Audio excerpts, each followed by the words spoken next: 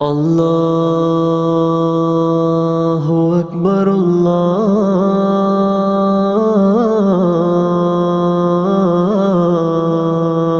അക്ബർ അല്ലാഹു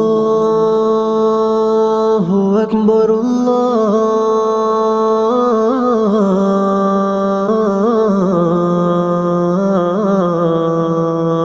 അക്ബർ.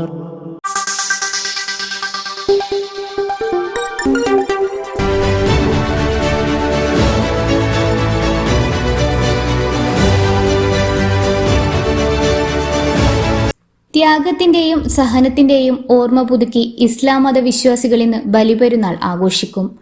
സംസ്ഥാനത്തെ വിവിധ പള്ളികളിൽ പെരുന്നാൾ നമസ്കാര ചടങ്ങുകൾ നടക്കും.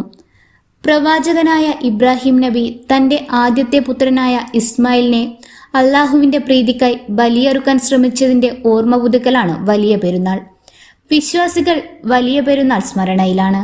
സമാഗമങ്ങളുടെയും പ്രാർത്ഥനകളുടെയും കൂടിയാണ് വിശ്വാസികൾക്ക് ഈ ദിനം. ത്യാഗം, സഹനം, സാഹോദര്യം എന്നീ മൂല്യങ്ങളുടെ സ്മരണയിലാണ് വിശ്വാസികൾ ബലിപെരുന്നാൾ ആഘോഷിക്കുന്നത്.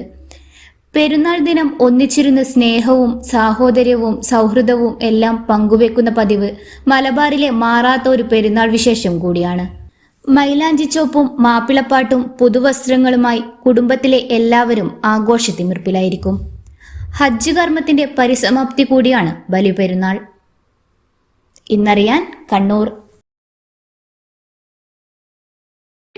ഏറ്റവും കുറഞ്ഞ ഫീസിൽ മികച്ച പ്ലേസ്മെന്റ് റെക്കോർഡോടുകൂടി കണ്ണൂരിലെ number 1 aviation college Airwin academy.